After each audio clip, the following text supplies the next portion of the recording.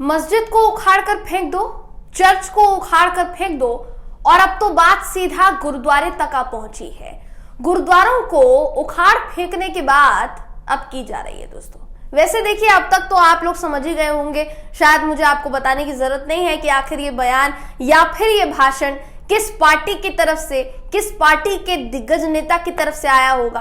मगर फिर भी आपकी आसानी के लिए मैं बताना चाहूंगी, आपका बिना समय जाए किए, कि बयान जो दिया है बीजेपी नेता ने दिया है। आपको जानकर हैरानी होगी कि राजस्थान में चुनाव के बीच ये इतना बड़ा बयान दिया गया है। भारतीय जनता पार्टी राजस्थान में वैसे ही आंतरिक कलह और जनता के आक्रोश से जूझ रही है दोस्तों। ऊपर से अब भारतीय जनता पार्टी नेताओं ने बची खुची इज्जत का भी बंटाधार करने की ठान लिए लग रहा है। पूरा मामला क्या है इस खबर में आपको बताऊंगी। नमस्कार दोस्तों, मेरा नाम है जयंती झा और आप देख रहे हैं TV10 भारत। भारतीय जनता पार्टी नेता ने जोश जोश में भड़काऊ बयान तो दे दिया, लेकिन फिर वीडियो जारी करके साहब को माफी मांगनी पड़ गई है, हाथ जोड़कर माफी मांगनी पड़ गई है। भाजपा नेता का नाम है संदीप दाइमा, जिन्होंने बयान दिया है कि किसी तरह से इतनी मस्जिदें, इतने गुरुद्वारे बनाकर छोड़ दिए, आगे चलकर ये नासूर बन जाएंगे हमारे लिए। इसलिए हमारा सबका धर्म बनता है कि इस नासूर को यहां से उखाड़ कर फेंक देंगे और बाबा बालकनाथ जी भारी मतों से उनको जिताएंगे। अब सोचिए कि मस्जिदों और गिरजाघरों यानी चर्चों को लेकर तो दिए गए बयान हेट स्पीच बताकर नजरअंदाज किए जाते थे, जबकि उसकी भी आलोचना होनी चाहिए और इसी लेवल पर होनी चाहिए जिस तरीके से गुरुद्वारे के ऊपर बयान को लेकर हुई है। लेकिन गुरुद्वारे को लेकर दिए गए इस बयान के बाद दोस्तों, भारतीय जनता पार्टी को शायद अंदाजा भी नहीं है कि वो कितनी मुश्किलों में पड़ सकती है। शायद यही कारण है कि बालकनाथ ने कहा कि सिख समुदाय हमेशा सनातन धर्म और संस्कृति का बचाव करता आया है, इसलिए अगर बच्चों से कुछ गलती हो गई तो उस गलती को माफ कर दिया जाए। अब वो बच्चे हो गए हैं। बालकनाथ कह रहे हैं कि भाजपा नेता दाइमा से पाप हुआ है, कभी कभी अनजाने में कुछ पाप हो जाते हैं, उसके लिए मैं गुरु गोविंद जी से क्षमा की प्रार्थना करता हूं। ये साहब आगे ये भी कहते हैं कि मैं संदीप दाइमा को ये भी कहूंगा कि वो गुरु गोविंद जी के दर पर जाए और कुछ धर्म पुण्य का काम करे ताकि वो दोष मुक्त हो सके। हालांकि इतनी माफी इसलिए मांगी जा रही है क्योंकि तिजारा, जहां पर ये बयान दिया गया है, लगभग 5000 की संख्या में सिख समुदाय के लोगों ने संदीप दाइमा और बालकनाथ के पुतले जलाए दोस्तों और जमकर विरोध किया है।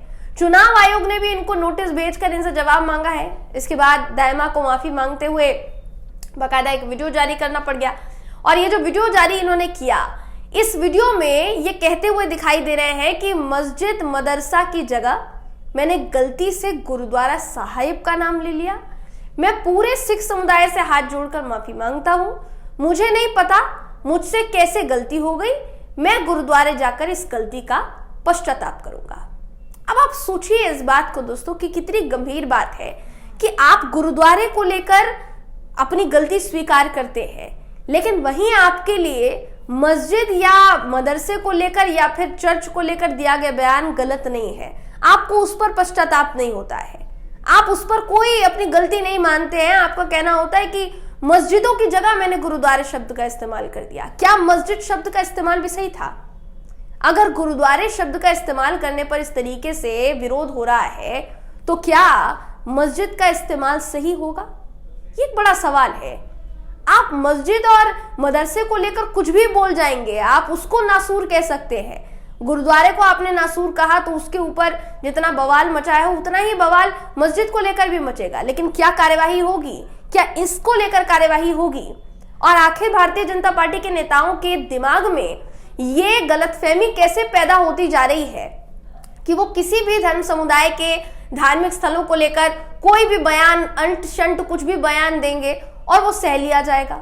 शायद यही कारण है कि इलेक्शन कमीशन की तरफ से इन साहब को नोटिस भेजा गया है और नोटिस भेजकर इनसे जवाब मांगा गया है। देखने वाली बात होगी दोस्तों कि जवाब में क्या कुछ कहते हैं। फिलहाल तो बालकनाथ जो है, जो कि भारतीय जनता पार्टी के उम्मीदवार है राजस्थान में, वो फिलहाल कह रहे हैं कि बच्चा है और बच्चे से गलती हो गई है।